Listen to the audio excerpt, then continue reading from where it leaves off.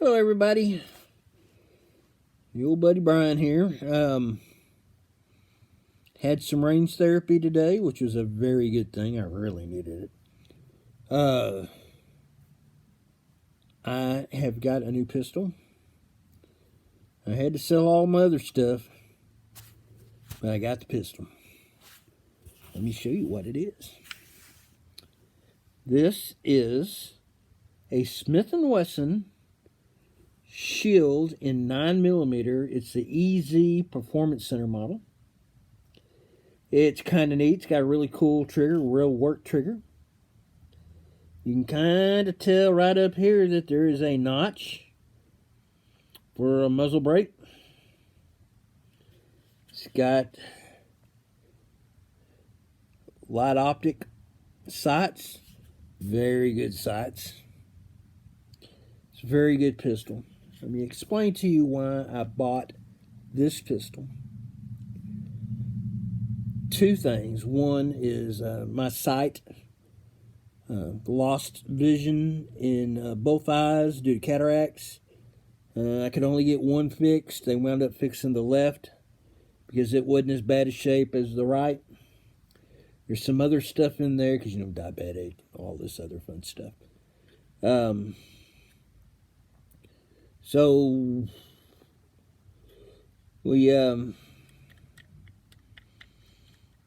to switch to these. I can't use a rifle or a shotgun because I just can't operate them left-handed. I just can't run the things. I tried my best, couldn't do it.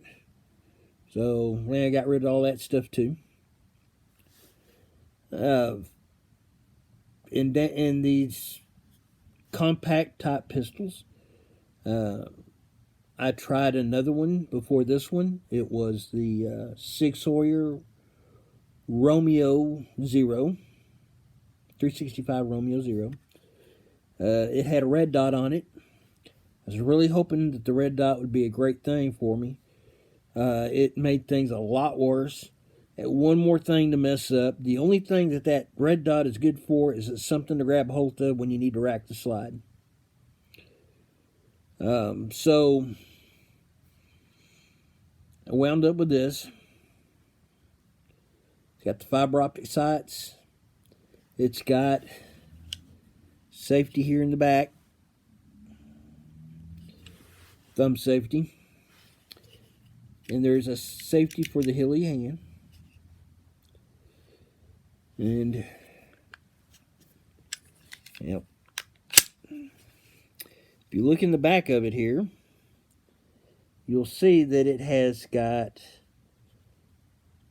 a flare at the end, so it's something to grab hold of to rack slide.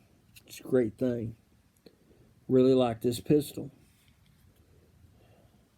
Comes with two 8-round magazines. And after I played with it for a while and got comfortable with it, did some range work, and after having put a couple hundred rounds through it, I can easily pass the license to carry test. Which, by the way, Texas has got concealed carry. What that means is that if you are legally allowed to own a pistol, you can carry it concealed or open. However, there are all kinds of little traps out there, businesses without the proper signage or whatever. And if you have the license to carry and you get busted in one of these places, they normally cut you some slack because you're licensed. If you're not licensed, they're going to throw the book at you.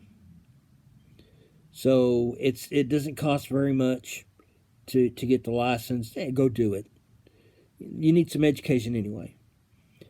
I've been training with these things since I was 20 years old. I worked at Purelator and Loomis. So I got a lot of schooling, and I've taken a lot of classes since then. I like knowing things. Great pistol. It's small. The only gripe I've got so far is that I've had a couple of issues with the grip safety. and that's just because I wasn't holding it right. So I have to kind of think about it a little bit.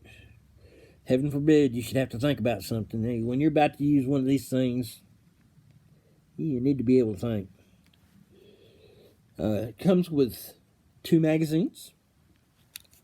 The magazines they kind of remind me of the magazines that came with a Ruger 1022 or the Mark III. They got little places on either side that you can grab it and slide the follower down and load it up. Now, I have issues with my grip and neuropathy and stuff. Not a lot of fun stuff, but I have to really work at this.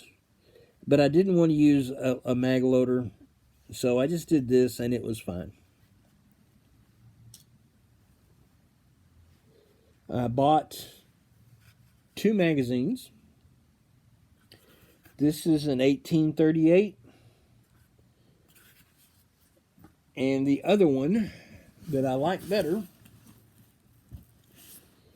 Foxy's hiding. And that's Versacarry.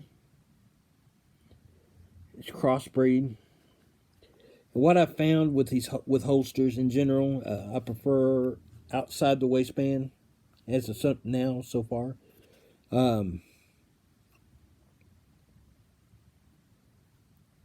I like the belt slots instead of the clips. I really don't like paddles. Paddles is a waste of time. These things here, you just run your belt through it, and by golly, it stays. You got to use a good belt. I'd use a Next belt. It's got a ratchet inside of it, and it's a hoss, and it doesn't bow down or bend. I've had it for about a year, and it's nowhere needing a companion to replace it. So anyway, this and this. Put a couple hundred rounds through it. Function like a champ. The only screw-ups were me. And I think it's a great pistol if you need a concealed carry pistol and you have trouble with grip and jacking the slide and stuff like that. This is a good option for you. I just wished it came in 10 millimeter. I know it'd be harder to rack the slide and it'd be a lot more recoil, but 10 millimeter is a vicious cartridge. Somebody calls it the nuclear option.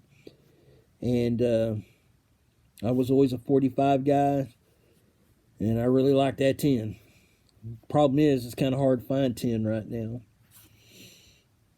And if you're going to be out looking at 1911, there's some out there that are incredibly cheap. Stay away from them. This isn't something you want to penny pinch on, especially if you're going to carry it. And that's all I got. Again, had a great time. Lone Star Gun Gallery is where I picked it up. It's the most expensive place in town because they sell things for manufacturer suggested retail, but they give you range time. If there's any issues with the weapon, they'll help you work through them. I bought an AR-10 and one of those Devil Dog things from them a couple years ago, and we had all kinds of issues with it, and they were there with me till about 11:30 at night when we got a hold of just anybody that we could and everybody we could that dealt with Devil Dog, and figured out what was wrong with it and made it run. And I will never forget that.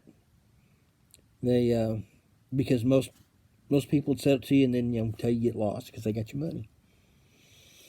So anyway, I had a great time with it. Go get some range therapy yourself. It's going to do you a lot of good. Have a good day.